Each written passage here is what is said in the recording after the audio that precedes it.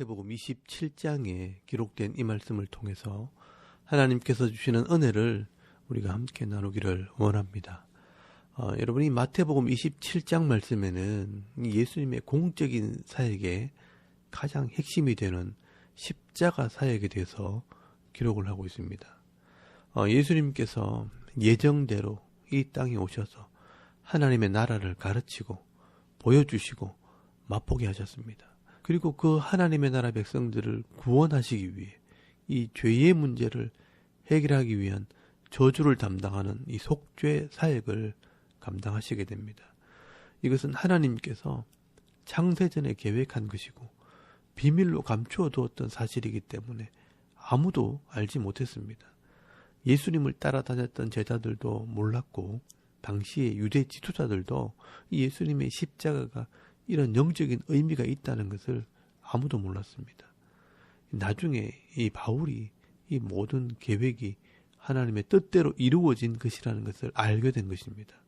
그래서 바울은 이 십자가를 하나님의 미스테리온, 비밀이라고 표현을 합니다.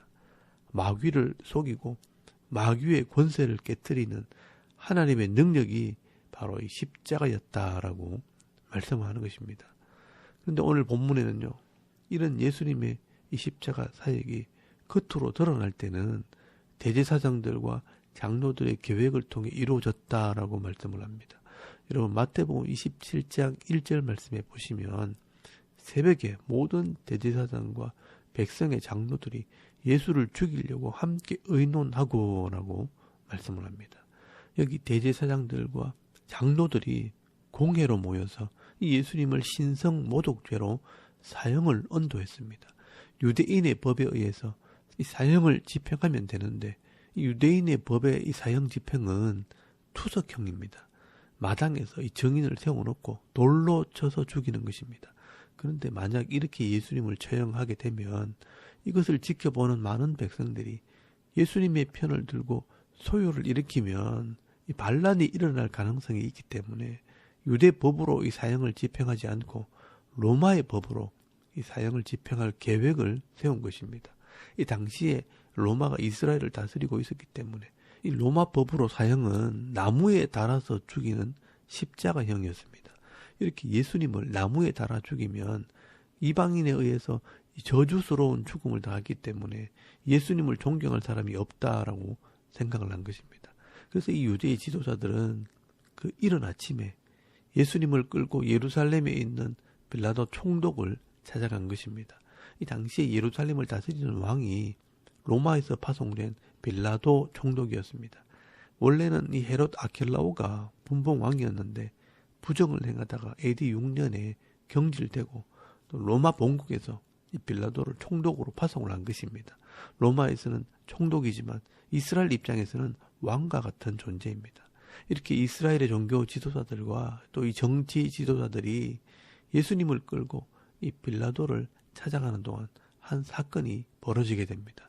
여러분 마태복음 27장 3절에서 10절까지 말씀해 보시면 이 가룟 유다의 죽음이 기록이 되어 있습니다. 이 가룟 유다는 참 불행한 사람이었습니다. 가룟 유다는 열심당원으로 우리식으로 이야기하면 독립운동가였습니다. 이 열심당원들은요, 때로는 폭력을 사용해서라도 이 나라가 독립을 해야 한다고 생각을 한 사람들입니다. 우리나라가 일제강점기 시절에 이 나라의 독립을 위해 앞장섰던 분들을 생각하시면 됩니다. 그처럼 이 가룟 유다는 이스라엘이 로마의 압제에서 해방되기를 원하는 그런 마음으로 예수님을 따라다닌 것입니다. 그리고 이 가룟 유다는 12명 중에 회계를 맡은 사람입니다. 여러분 요한복음 12장 6절 말씀에 보시면 돈괴를 맡은 사람이라고 기록을 하고 있습니다. 이 회계를 맡았다는 것은 이 머리가 좋고 계산이 빠르다는 것입니다. 그래서 이 가룟 유다는 예수님의 이 능력이라면 충분히 이 로마를 이길 수 있다고 생각을 했고 또 예수님께서 지금은 지방으로 다니면서 기적을 행하시지만 언젠가 이 나라의 중심이 되는 예루살렘에서 이 백성들의 민심을 얻게 되면 반드시 로마를 이기게 될 것이라고 기대를 하고 있었던 것입니다. 그런데 예수님께서 자꾸 나는 죽는다 그러고 심지어 종이 되라고 말씀하시니까 이 가룟 유다는 마음이 조급해진 것입니다. 그래서 내가 유대의 지도자들과 정면으로 승부할 수 있도록 자리를 만들면 예수님께서 능력을 행하시고 그들을 물리칠 것이라고 생각을 한 것입니다. 그래서 이 가룟 유다는 이 대제사장들과 접촉을 하면서 은 30을 받고 예수님을 넘겨준 것입니다. 사실 가룟 유다는 돈보다는 예수님께서 능력을 행하시기를 원했던 것입니다. 어떻게 보면 유다는 예수님이 유대인의 왕이 되기를 바랬던 것입니다. 그런데 예수님께서 잡혀가시더니 죄인이 되어버렸고 진짜 사형을 당하게 되었다는 이야기를 듣고 이게 아닌데 하는 생각을 한 것입니다. 그래서 여러분 3절 말씀에 보시면 그때 예수를 판 유다가 그의 정죄의 됨을 보고 스스로 뉘우쳐 그 은 30을 대제사장들과 장로들에게 도로 갖다 주며 이르되 내가 무죄한 피를 팔고 죄를 범하였도다라고 말하는 것을 보게 됩니다. 근데 유다는 자기가 잘못 판단했다는 것을 알았지만 하나님은 믿지 않았습니다. 그래서 자기가 그것을 책임지기 위해 자살을 선택한 것입니다. 그래서 여러분 5절 말씀에 보시면 유다는 은을 성소에 던져 넣고 물러가서 스스로 목매어 죽은지라라고 말씀을 합니다. 여러분 만약 이때 유다가 대제사장들이나 장로들을 찾아가지 않고 하나님을 찾아갔더라면 상황은 좀 달라졌을 것입니다. 성경에 보면요, 주인을 배반한 종은 십자가형으로 죽게 되어 있습니다. 그런데 이 주인을 배반한 종이 살아나는 경우가 성경에 나오는데 그 사람이 누구냐?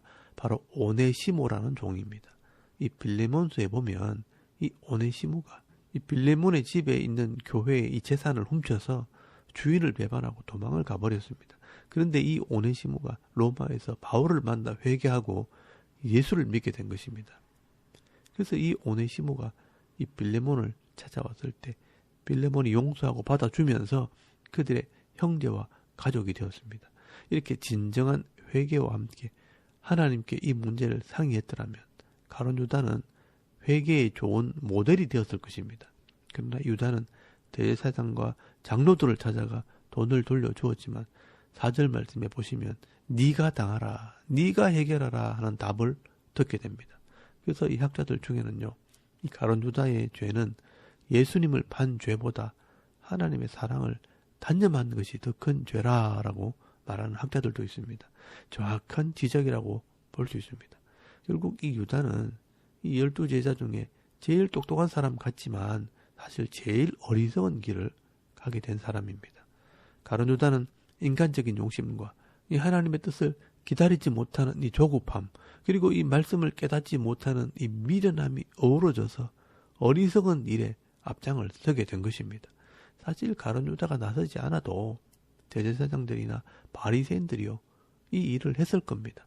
그런데 조급하게 나서다가 사탄의 도구, 이 악의 도구로 쓰임받고 버림을 받게 된 것입니다. 결국 이 유다는 자기의 기업을 잃어버리게 되었고 이 유다의 복은 훗날 마띠아라는 제자가 차지하게 됩니다.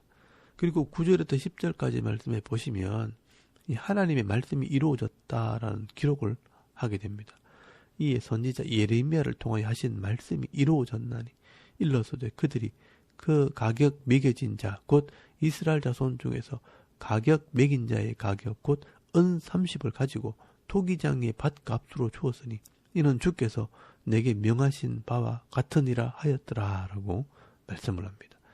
누군가 예수를 은 30에 팔아야 하고 토기장의 밭을 사게 될 것을 예언해 놓았는데 그 주인공이 바로 유다가 되었다라고 말씀을 하고 있는 것입니다. 여러분, 이 가룟 유다의 죽음은 결국 이 스가랴서 11장 12절에서 13절까지 말씀이 성취되었다라고 말씀을 합니다. 이 예레미야 예언이라고 되어 있지만 사실 스가랴서 말씀입니다. 여러분이 한번 찾아보시길 바랍니다. 거기 보시면요, 내가 그들에게 이르되 내가 좋게 여기거든 내 품삯을 내게 주고 그렇지 아니하거든 그만두라. 그들이 곧 은 30개를 달아서 내 품삯을 삼은지라. 여호와께서 내게 이르시되 그들이 나를 헤아린 바 그 싹을 토기장이에게 던지라 하시기로 내가 곧 그 은 30개를 여호와의 전에서 토기장에게 던지고라고 말씀을 합니다. 여러분이 가룟 유다는요, 내가 돈이 욕심이 나서 예수를 판 것이 아니라는 것을 증거하려고 돈을 다시 성소에 던졌지만 이 대제사장들이요 의논을 하고 이는 예수의 핏값이기 때문에 다시 가룟 유다에게 돌려주기 위해 토기장에 밭을 사서 이 가룟 유다의 무덤을 만들어 주었다라고 말씀을 합니다. 그래서 예수님께서 다른 사람이 해도 될 일인데 이 유다의 불신앙과 이 조급함 때문에 네가 결국 이 일을 하게 되었구나 하면서 이런 조급한 성품을 가지고 태어나지 않았더라면 좋았을 것이라고 말씀하신 것입니다. 이 가룟 유다는요, 예수님의 이 제자라는 타이틀은 있었지만 하나님의 말씀을 귀담아 듣지 않았고 결국 자기 욕심과 자기 생각에 갇혀서 어리석은 길을 가게 된 것입니다. 저와 여러분은 이런 가룟 유다와 같은 이 악인의 꾀를 따르지 않고 또 이런 죄인의 길에도 서지 않고 오만한 자들의 자리에도 앉지 않는 그런 믿음 있는 지혜로운 성도들이 다 되실 수 있기를 바랍니다. 그리고 11절 말씀부터는 예수님의 이 재판 과정이 기록이 되어 있습니다. 여기서부터는 유대인의 재판정이 아니라 로마의 재판정입니다. 유대인들은 이 로마의 법정에 서서 예수님이 자기가 자칭 유대인의 왕이라고 하면서 가이사에게 세금을 바치지 못하게 했다고 거짓 고발을 하게 됩니다. 그래서 오늘 본문 11절 말씀에 보시면 이 로마의 총독인 빌라도가 네가 유대인의 왕이냐라고 질문을 하게 된 것입니다. 그때 이 본문을 잘 보시면 예수님께서는 네 말이 옳도다. 영적인 의미에서는 유대인의 왕이라는 말은 인정했지만 가이사에게 세금을 바치지 못하게 한 것은 거짓 정언이었습니다. 그래서 예수님께서 그 말에는 인정하지 않고 묵비권을 행사하신 것입니다.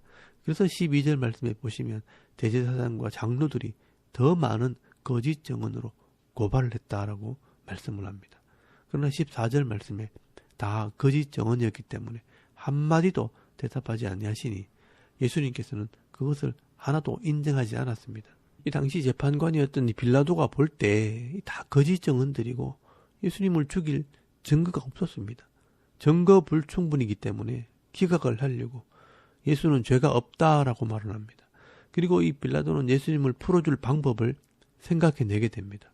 그래서 15절 말씀에 보시면 유대인의 절기인 유월절이기 때문에 이 명절이 되면 특사로 죄수한 사람을 풀어주는 전례가 있다는 것을 알고 예수님을 풀어주려고 백성들에게 묻게 됩니다. 그때 이 강도 중 한 사람인 바라바라고 하는 예수를 놓아줄까, 이 예수를 놓아줄까 질문을 합니다. 이 빌라도는요, 백성들이 예수님을 놓아달라고 하면 못 이기는 척하고 예수님을 풀어줄 생각이었습니다. 또 한편으로는 이 빌라도는 이 백성들이 예수님을 따르고 좋아하니까 유대의 지도자들이 시기가 나서 예수를 죽이려고 한다고 생각을 한 것입니다. 그래서 이 백성들에게 물은 것입니다. 그래서 18절 말씀에 보시면 이는 그가 그들의 시기로 예수를 넘겨준 줄을 알미더라라고 기록을 하고 있습니다. 그런데 그때 이 대제사장들과 장로들이요, 이미 자기 사람들을 법정에 데리고 와서 뇌물을 주고 이 예수를 십자가에 못 박으라고 소리치게 한 것입니다. 이때 빌라도는 참 곤란한 지경에 빠지게 됩니다. 법을 집행하는 사람으로 로마 법으로 예수님을 정죄할 죄목이 없습니다. 그런데 이 백성들이 폭동을 일으킬 만큼 항의를 하는 것입니다. 그래서 이 빌라도는 22절 말씀에 보시면 어리석은 질문을 하게 됩니다. 이 백성들에게 특사로 바라바를 내놓으라고 하니 그러면 이 예수를 내가 어떻게 하랴? 어떻게 처리하면 좋겠냐라고 어리석은 질문을 하게 됩니다. 그때 이 뇌물을 받은 백성들이 큰 소리로 십자가에 못 박으라고 소리치게 된 것입니다. 그때 23절 말씀에 이 빌라도는 어찌 믿냐? 무슨 악한 일을 하였느냐라고 물을 때 그냥 이 예수는 십자가에 못 박혀야 한다고 소리를 지르게 되는 겁니다. 그리고 요한복음 19장 12절 말씀에 보시면 백성들이 뭐라고 소리치냐면 이러함으로 빌라도가 예수를 놓으려고 힘썼으나 유대인들이 소리질러 이르되 이 사람을 놓으면 가이사의 충신이 아니니다. 무릇 자기를 왕이라 하는 자는 가이사를 반역하는 것이니다 라고 말씀을 합니다. 이 빌라도가 이 말을 듣고 두려움을 느끼게 됩니다. 이 빌라도가 예수를 풀어주게 되면 이 예수님을 왕으로 인정하는 것이고 로마 황제를 반역했다 하는 말을 듣게 될까봐 결국 자기 자리를 잃게 될까봐 두려워서 예수님을 내어주고 이 사형을 언도하게 됩니다. 어찌 보면 참 비겁한 재판관이었습니다.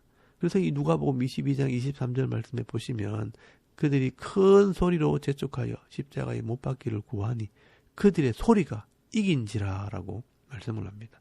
이때 이 빌라도는요, 자기 손을 씻으면서 나는 모르겠다 하고 하면서 예수님을 죄인으로 내어준 것입니다. 이 총독의 자리에 연연하면서 공의를 행하지 않은 것입니다. 이 빌라도는 총독이라는 자리는 지켰지만 전 세계 모든 사람들에게 조롱당하는 법관이 된 것입니다. 여러분, 이것은 역사적인 기록으로 남아있는 직무유기입니다. 예수님은 죄가 없이 로마 법정에서 사형수가 된 것입니다. 그래서 이 사도신경을 우리가 외울 때 본디오 빌라도에 의해서 십자가에 죽게 되었다라고 전 세계 기독교인들이 외우게 되는 것입니다. 이때부터 예수님은요, 로마의 죄인이 되었습니다. 그래서 이 로마의 군사가 이 예수님을 사형장까지 끌고 가게 되는 것입니다. 근데 여러분 26절 말씀에 보시면 이에 바라바는 그들에게서 놓아주고 예수는 채찍질하고 십자가에 못 박히게 넘겨주니라 라고 말씀을 합니다. 근데 여러분 여기 간단하게 그냥 채찍질하고 라고 되어 있지만 39대의 채찍을 맞게 됩니다. 이것은 이사야서에 예언이 되어 있는 말씀입니다. 여러분 이사야서 53장 4절에서 5절까지 말씀해 보시면 그는 실로 우리의 질고를 지고 우리의 슬픔을 당하였거늘 우리는 생각하기를 그는 징벌을 받아 하나님께 맞으며 고난을 당한다 하였노라. 그가 찔림은 우리의 허물 때문이요 그가 상함은 우리의 죄악 때문이라. 그가 징계를 받음으로 우리는 평화를 누리고 그가 채찍에 맞음으로 우리는 나음을 받았도다라고 말씀을 합니다. 여러분, 그가 찔림은 허물, 우리 죄 때문이고 그가 상함은 우리 죄악 때문이라. 그가 징계를 받음으로 우리는 평화, 샬롬을 누리고 그가 채찍에 맞음으로 라파, 회복되고 나음을 입었다라고 말씀을 합니다. 그러므로 이 중요한 것은 예수님께서 십자가에 달리신 것은 그냥 우연히 일어난 사건이 아니라는 것입니다. 철저하게 이 율법의 요구를 이루시는 하나님의 계획이었습니다. 여러분 신명기 21장 22절에서 23절까지 말씀해 보시면 나무에 달린 자는 하나님께 저주를 받았음이니라 라고 말씀을 하고 있습니다. 예수님께서는요, 인류의 죄를 위해 저주를 감당하시기 위해 이 나무에 달려 죽으신 것입니다. 나무에 달렸다는 것은 땅에도 속하지 않고 하늘에도 속하지 않고 버림을 받았다 하는 그런 의미가 있는 것입니다. 그래서 예수님께서 이 마지막 죽으실 때 이 46절 말씀에 보시면 엘리 엘리 라마 사박다니 이 시편 22편 1절 말씀을 인용하시면서 나의 하나님 어찌하여 나를 버리시나이까 라고 외치신 것입니다. 그리고 요한복음 19장 30절 말씀에는 다 이루었다라고 말씀을 하십니다. 예수님께서 이 죄의 값을 지불하는 이 사명을 다 이루었다라고 말씀하신 것입니다. 이 죄인이 죽으면 그의 모든 죄는 소멸이 됩니다. 예수님께서 우리 모든 사람의 죄를 위해 대신 죽으셨기 때문에 그 순간 우리의 모든 죄는 법적으로 소멸이 되는 것입니다. 그리고 율법에 의하면 이 나무에 달려 죽은 자는 해가 지기 전에 장례를 치러야 합니다. 그래서 57절 말씀에 보시면 부자 아리마대 요셉의 무덤에 장사되었다라고 말씀을 합니다. 이 말씀도 이사야서 53장 9절 말씀을 이루시기 위해 이 부자의 무덤에 장사되신 것입니다. 오늘 시간이 없어서 제가 다 말씀을 못 드렸지만 35절 말씀에 이 로마의 군병들이 예수의 옷을 제비 뽑아 나누어 가지는 사건도 시편 22편 18절 말씀에 예언이 되어 있습니다. 그리고 예수님께서 죽으셨을 때 다리에 뼈를 꺾지 않는 것도 시편 34편 20절 말씀에 다 예언이 되어 있습니다. 이렇게 예수님께서는 철저하게 우리의 죄를 속하시기 위해 온전히 말씀대로 순종하심으로 하나님의 뜻을 이루신 것입니다. 겉으로 볼 때는 사람들에게 배신을 당하고 멸시를 받으며 비참하게 버림받는 죽임을 당하셨지만 이 죽음이 철저하게 하나님의 말씀에 기록된 대로 순종하는 그런 죽음이었습니다. 그래서 나중에 이 십자가의 의미를 깨달았던 제자들이요, 그 깨달은 것을 기록해 놓았습니다. 여러분 고린도전서 1장 23절에서 24절까지 말씀해 보시면 십자가의 도가 멸망하는 자들에게는 미련한 것이요 구원을 받는 우리에게는 하나님의 능력이라. 우리는 십자가에 못 박힌 이 그리스도를 전하니 유대인들에게는 꺼리는 것이요 이방인에게는 미련한 것이로되 오직 부르심을 받은 자들에게는 유대인이나 헬라인이나 그리스도는 하나님의 능력이요 하나님의 지혜라라고 말씀을 합니다. 이 십자가는 이 죄의 권세를 이기는 하나님의 능력이고 하나님의 지혜입니다. 이 십자가가 죄의 문제를 해결했기 때문에 이 예수 그리스도의 십자가를 믿는 자들은 법적으로 이 죄에서 노임을 받게 되는 것입니다. 그래서 또 다른 생명, 영생을 얻게 되는 것입니다. 이 예수 그리스도의 십자가의 의미를 알고 믿는 자들은 죄에서 자유함을 누리고 또 영생을 받게 되는 것입니다. 이 죄의 문제를 해결하게 될 때 죽음의 문제가 해결되고 이 죽음의 문제가 해결될 때 이 땅에 있는 이 고통의 문제도 해결되는 것입니다. 그러므로 이 땅에서 죽음을 두려워하며 이 세상의 일 때문에 근심하며 살아가는 것이 아니라 천국을 소망하며 성령의 은혜로 넉넉히 이기는 삶을 살게 되는 것입니다. 이 십자가의 죽음은 이 땅에 있는 모든 영혼들을 위한 죽음이었습니다. 그러므로 믿음 있는 자가 이 십자가의 은혜와 이 복을 받아 누릴 수 있는 것입니다. 오늘도 이 마태가 기록한 이 십자가의 사건을 통해 하나님의 구원 계획과 이 십자가의 능력을 믿음으로 죄의 권세를 이기시고 또 세상 속에서 두려움과 염려함으로 사는 것이 아니라 하나님의 사랑으로 세상을 이기며 살아가는 저와 여러분의 이런 영적인 삶의 모습이 되실 수 있기를 주의 이름으로 축원합니다. 아멘. 우리 잠깐 기도드리겠습니다. 오늘도 이 하나님의 사랑과 은혜를 받은 자로서 서로를 사랑하고 섬기는 종이 되게 하옵소서. 나라와 민족을 위해 이 교회와 가정과 자녀들을 위해서 또 개인의 기도 제목을 따라 기도하고 오늘 하루 삶을 또 시작할 수 있길 바랍니다. 다 같이 우리 하나님께 한번 기도드리겠습니다. 살아계신 하나님 은혜를 참 감사합니다. 오늘도 이 아침에 우리가 하나님을 예배해야